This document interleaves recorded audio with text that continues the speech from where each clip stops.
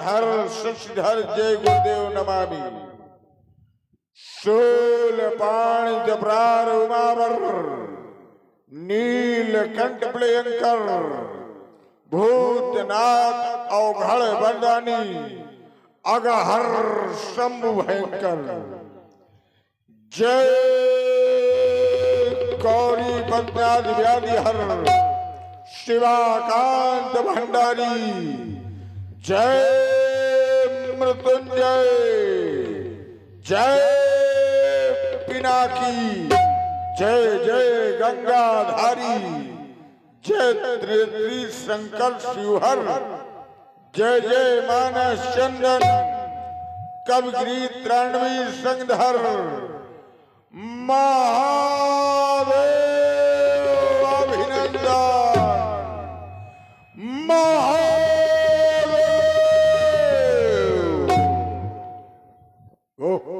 आज ऋचक पूरा कुंभक प्राणायाम के द्वारा शिवानाथ आपका ध्यान कर रहा था।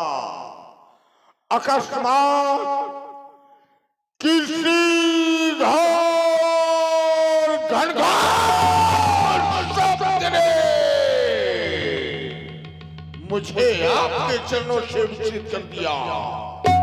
क्या भूत भविष्य वर्तमान तीनों काल का ज्ञाता होकर मैं भ्रम में पड़ रहा हूं।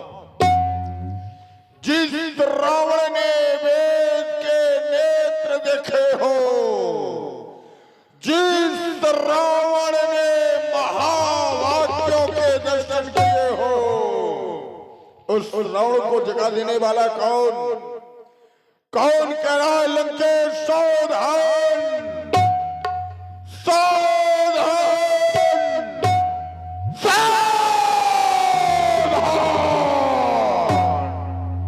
मेरा आगमन सुनकर के ये स्वर्ग में रहने वाले देवता पहाड़ों का कंदराओं का आश्रय लिया करते हैं। रावण आवाज न सको देवंत के मेर गिरखा।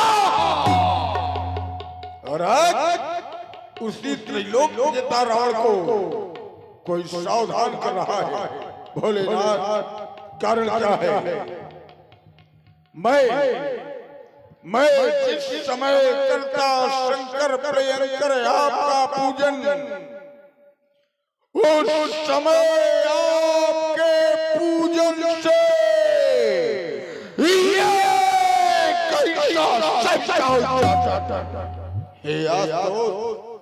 अपराजित अघर आज मेरी कुछ समझ में नहीं आ रहा। क्या रक्त पिपासा और चंडी काली विकराली का खप्पर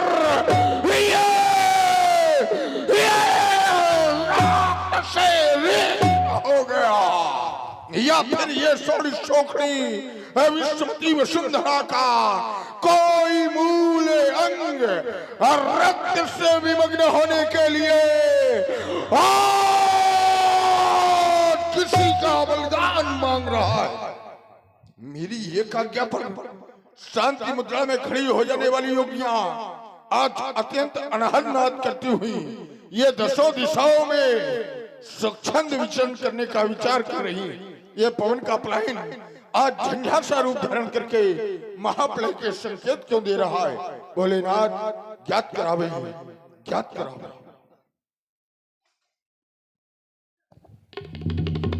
ओम नमः शिवाय ओम नमः शिवाय। वो विदित हुआ जो धनुष राजा जनक के पूर्वज देवराज को धरोहर के रूप में प्राप्त हुआ था, जो धनुष निमवंशियों को पूजन के लिए प्राप्त हुआ था, आज राजा जनक अपने स्वार्थ के बंधन में बंध करके महादेव के आयु का खंडन करवाने जा रहा है। ये तो अनुचित और इस कृत्य का विरोध हमारे द्वारा होगा।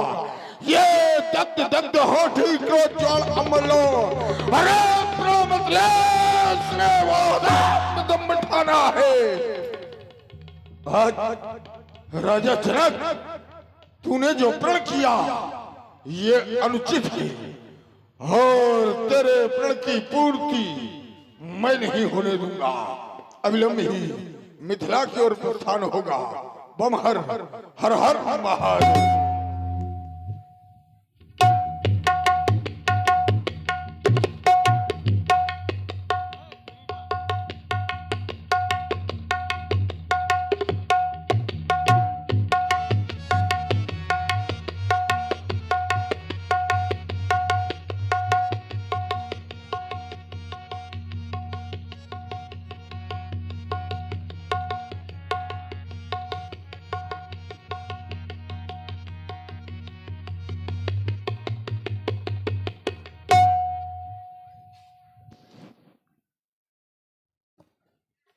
ओम नमः शिवाय।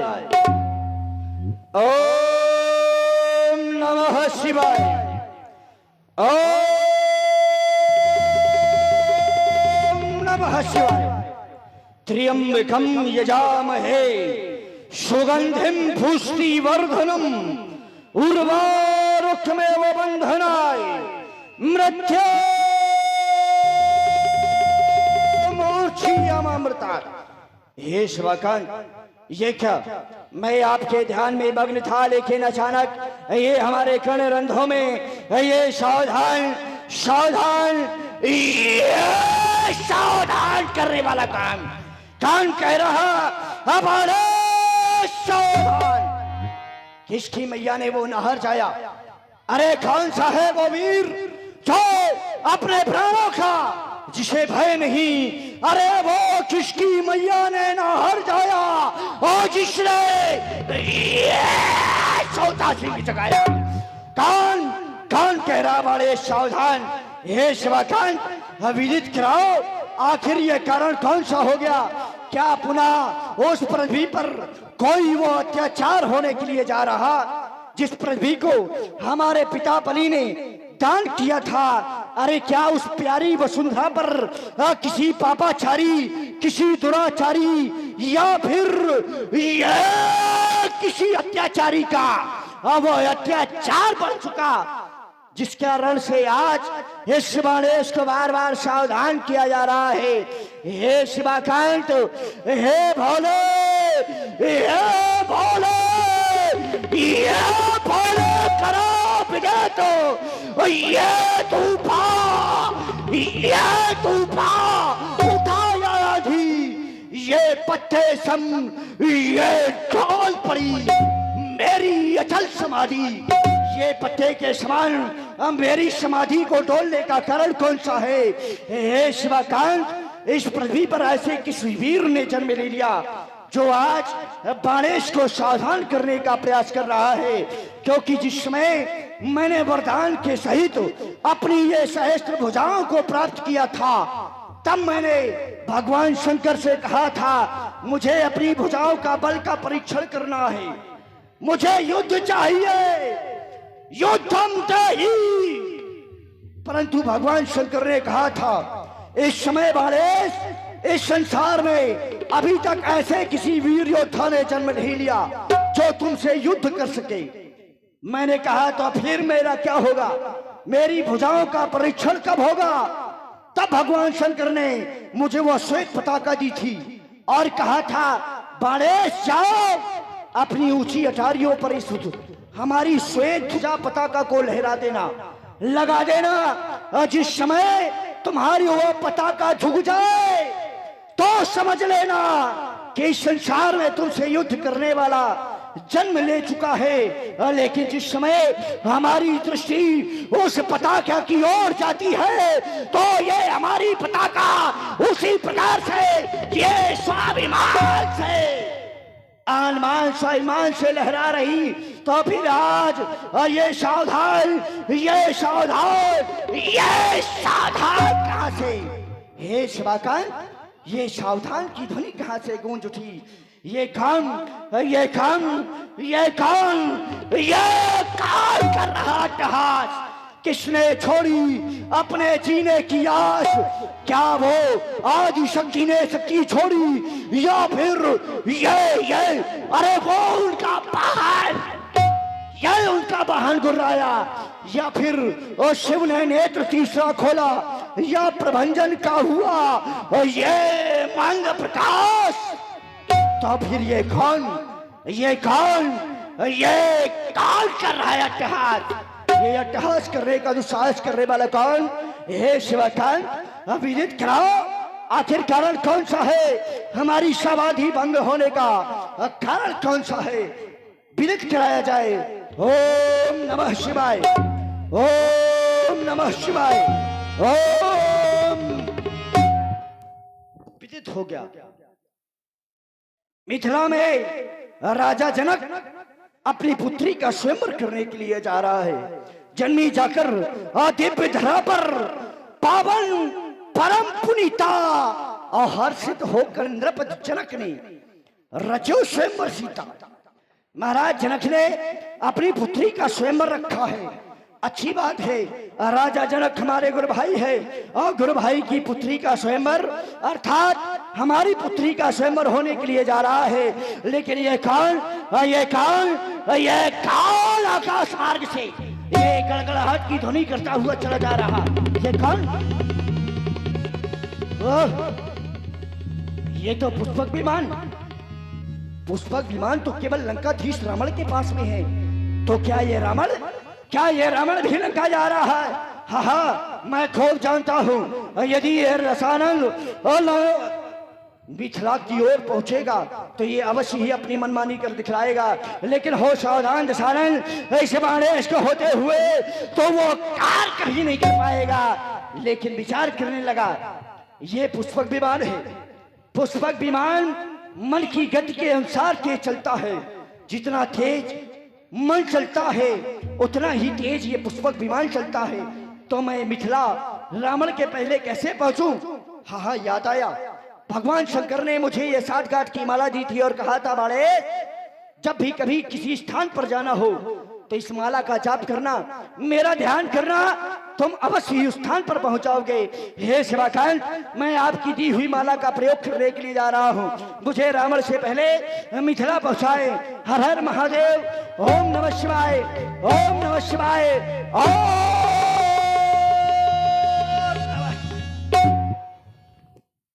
पहुंच गया मिथिला। परम वेदिका में स्थापित भूत भवन भगवान शंकर के पावन पिनाक सर्वप्रथम बलिपुत्र बाणेश का प्रणाम स्वीकार हो। प्रणाम के साथ साथ देश देशांतर से आए हुए महिपालों, राजाओं, दिक्पालों, सीता के स्वयंवर में या फिर इस धनुष यज्ञ में जो भी सहयोग की भावना को लेकर के मिथिला पर उपस्थित हुआ है, अब सभी लोग सहयोग की भावना को लेकर के ही बैठे।